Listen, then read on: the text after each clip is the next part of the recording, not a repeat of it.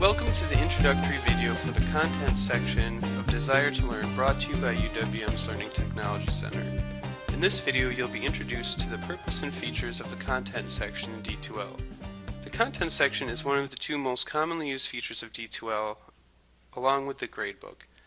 Many instructors that aren't not currently teaching online or blended courses still use the content section of D2L for their face-to-face courses to post items like the syllabus and course readings. In the content section, you can post files like videos, PowerPoint slides, Word documents, and PDFs. You can also even post links to outside websites. So let's click on Content. Structurally, the content section consists of modules and topics. If it helps you make more sense of how these are laid out, you can think of it in terms of the organization of your computer files. Modules are kind of like the file folders, and topics are kind of like the files that you put in those file folders.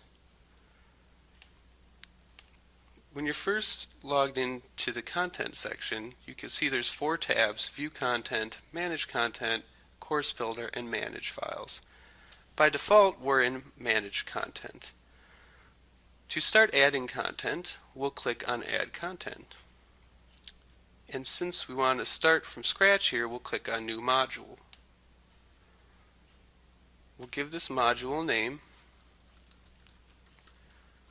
Often the first module is going to have something like course documents or course materials, because that's probably where you'll want to put your syllabus. And we'll click Save and Close. So there you can see that our module is set up. To add a topic to the module, there's 2 ways to do it. We can click on the drop-down menu next to Course Documents, or we can go back up to Add Content, click New File, or Upload File, and then choose that as our module. When you put a new topic in, you have to give it a title. And then the only other thing that you really have to do is upload that file. Make sure you think about the title that you give this as a topic, because the students are going to see the title that you give it in D2L, not the title of the document.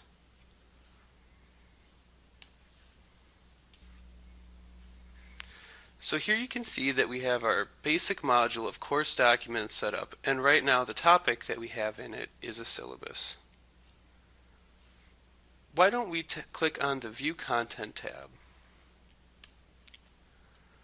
This gives you a basic idea of how the layout is going to look to students when they first log into the content section. Let's go back to Manage Content. Another thing that is nice about D2L is if there's a particular link to an outside website that you'd like to have students look at, you can add that in the Add Quick Links section. Additionally, the Add Quick Links button allows you to link discussions, Dropbox items, quizzes, and other items. But for now, we'll look at the URL. If you want students to look at a website as part of an assignment, you can find that website, copy the link, and then click Insert.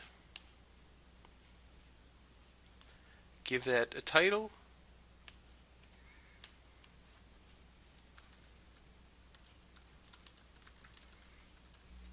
and save and close. Alright, so now you can see that we have 2 topics in our course documents. We have a syllabus and then an introduction to time travel, which is a link to a website that you can see by the little chain with the D2L logo, which means it's a quick link. If you want to reorder, click on More Actions, and then you can reorder.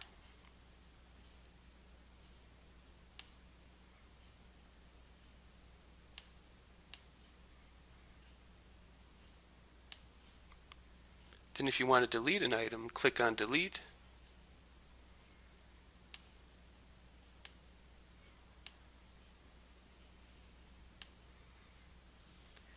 When you get the Delete Selected Items from Content warning, it's asking if you want to delete this item from content only or from the course files as well. We usually recommend, if there's any chance you'd want to use that again, to just delete from the content area.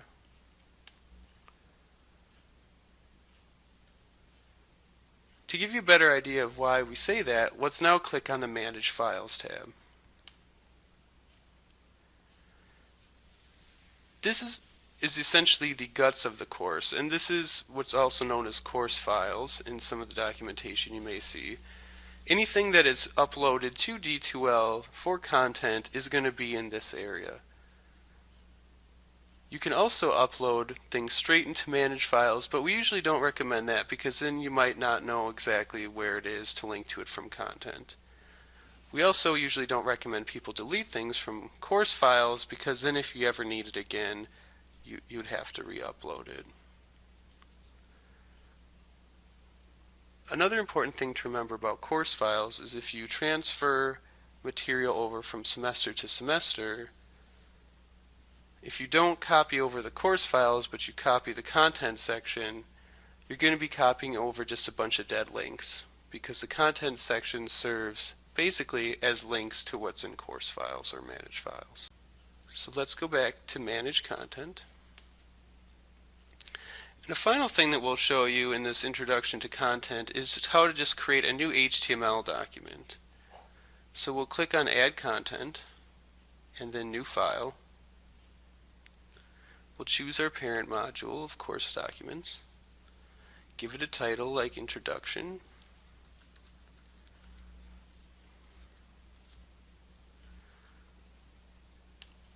It'll automatically fill in the file name with what your title is.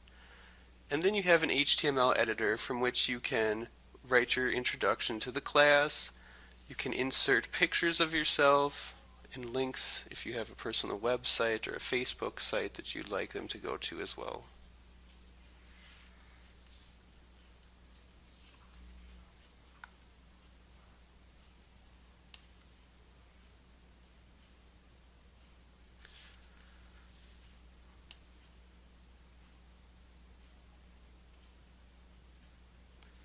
Thank you for viewing our introductory video on the content section of D2L. Please remember that this is just an introduction to using content in D2L, and in-depth documentation is available to you under Need Help Using D2L on the My homepage when you first log into D2L. If you have any questions about how to upload content or any other tool in D2L, please contact UWM's Learning Technology Center at ltc@uwm.edu or via phone at 414-229-4319.